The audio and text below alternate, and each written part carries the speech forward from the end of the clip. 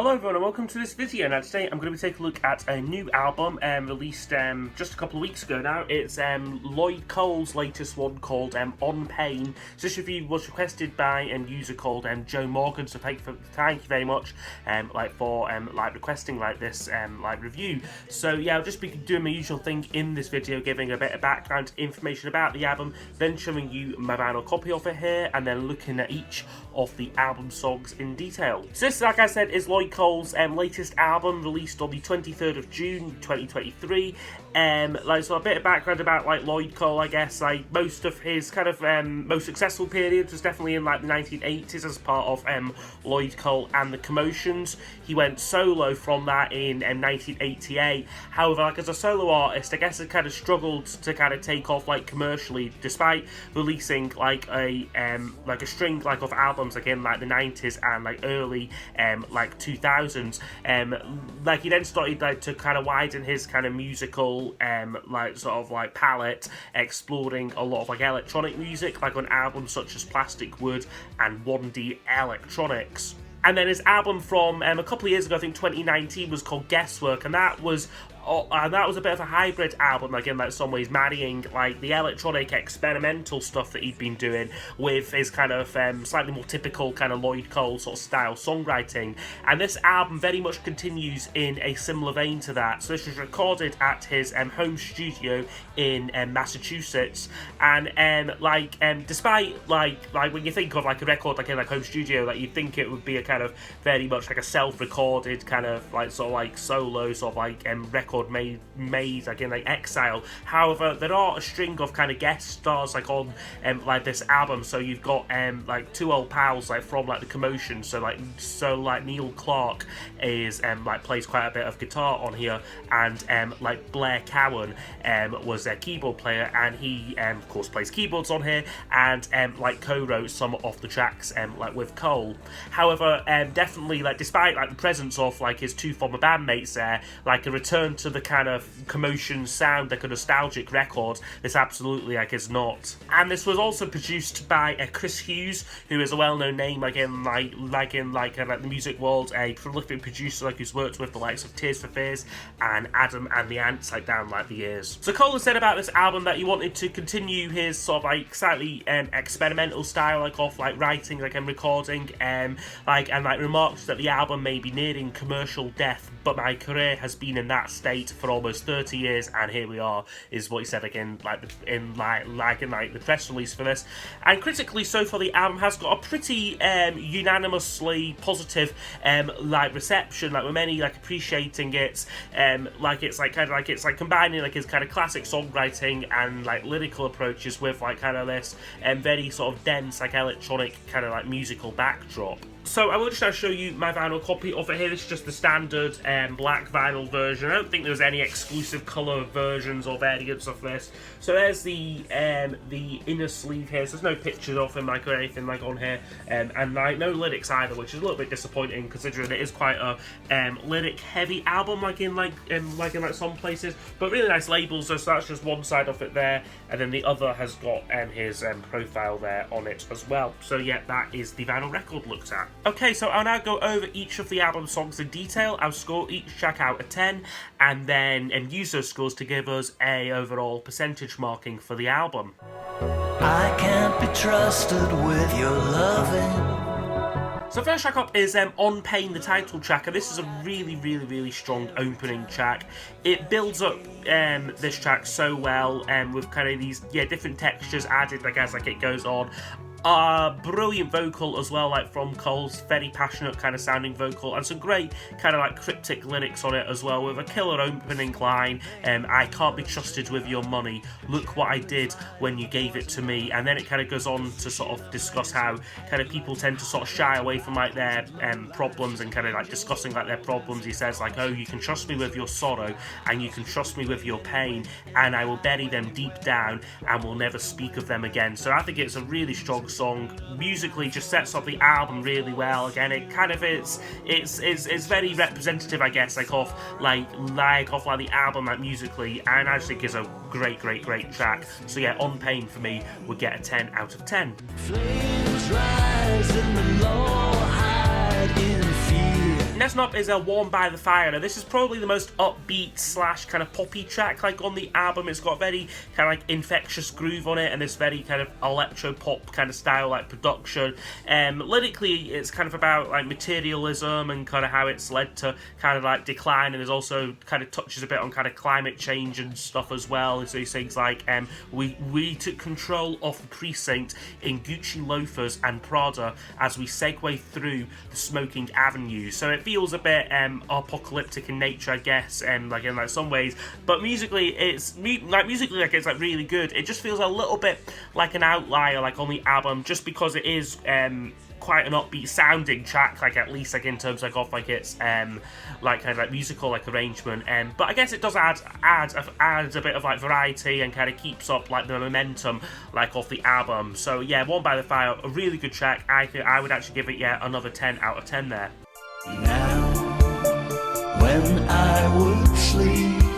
Okay, next up is I Can Hear Everything. Now this is another really great song, I think. It begins with some very creative and sort of like liberal use like of like auto-tune. He's kind of he's kind of pushing the boat out like a little bit. It's not really what you'd expect like from like a Lloyd Cole album, and I guess it kind of starts off a bit more low-key, a little bit more like downbeat, but then by the end it's kind of like the arrangement is kind of filled out, and it's again another really great song. A lot of detail again, like the sound, like lots of different layers and textures like on this one here, and so great lyrics, quite sort of paranoid filled lyrics, so like, there's a bit of it where he goes like, now when I would sleep I hear this corrosion, I hear this heat, and again his vocals are just sound really great. He really puts a lot of feeling, I think, like into like the vocals on not only this track but also but also most of them like on the album too. So yeah, I can hear everything, I would give a 9 out of 10 to. You'll take the serious guys. Okay, next up is The Idiot, and this is a very interesting and very specific song. It's basically, it's very much like a narrative-led track about David Bowie and Iggy Pop's time in Berlin, like in like kind of like the late 70s, like 1977, 1978, like sort of time, and kind of like their journey there, like from LA. So it's a very specific kind of like narrative, like to it, but some brilliant lines in it. He sings like, LA is so 1975, we've got to get out, how are we still alive, no more limousines, no more endless white nights. And it's it's just so that's kind of contrasting like kind of like their life before they moved to Berlin, and then he's kind of then talking about like, we'll find a better speed of life in the cafes and the galleries, just a pair of modern guys escaping history. So it's a really well written song, this, and musically, for someone who is a big kind of like David Bowie fan and a big fan of like the work that he and like Iggy Pop did like in like Berlin, like it's a fun song which like raises a smile raises like a smile like for me. Musically it's very similar vein to like the tracks we've heard before like on the album, but I would give it a 10 out of 10 just because I think it is such an awesome track, and like the lyrical narrative just like really like works for me. Minutes of this meeting.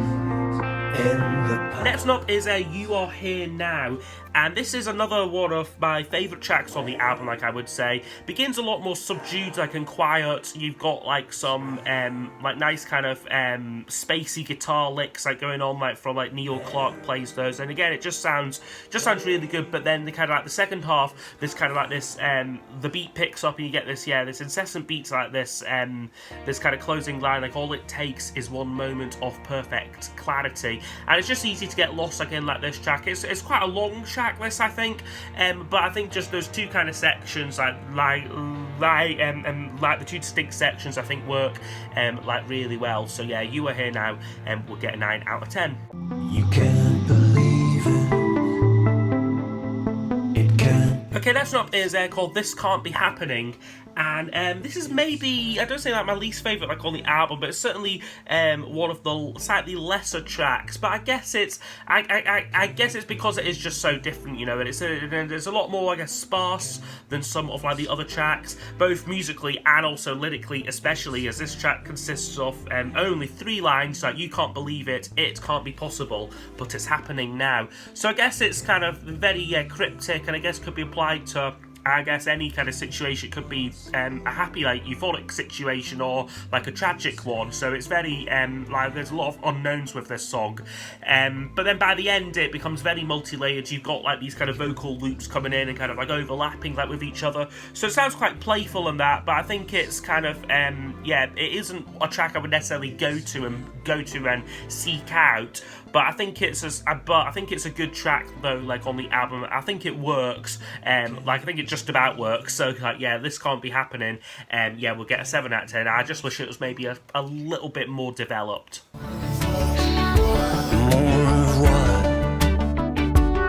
Okay, that's not penultimate track, so there's only 8 tracks in it, so it's quite a short album in terms of its track listing, but it's like More of What You Are, and this is a song lyrically, I guess, about like kind of like the aging process and how, I guess, like he's sort of saying like the older that you get, you become more of yourself, like you become more of what you are, basically. So there's some good lines on it, like very descriptive lines, like your skin gossamer thin, the light passes through, no more out of you, your eyes dug deeper in your brow, look only inward now. And I guess the track develops musically quite well. So it begins, again, in a very similar vein to like a lot of like the other tracks, but then by the end you've got this kind of like these synthesized strings on it and this kind of mini choir, like as well, a lot of like overdub vocals on it. Just give it a kind of like a mini epic feel to it for me. But again, it's maybe not one of the most instantly memorable tracks like on the album. Don't think it's quite as good as anything like on side 1. So we'll give it an 8 out of 10 overall for More of What You Are.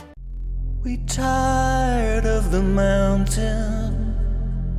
Okay, and then we close the album with maybe my least favourite, but again, it's maybe a track I do need to give a bit more time to and a bit more of a chance to, but it's Wolves. And this was the first single from the album, albeit released like as what Lloyd called like a pre-mix, so the kind of remixes released before the actual proper version, like off like the track. And this version is quite a long song, it's over 7.5 minutes, and lyrically I guess it's quite a creative track about how I guess wolves would kind of disapprove like of like humanity. He sings like from the perspective like of a wolf, sort of saying like your worship.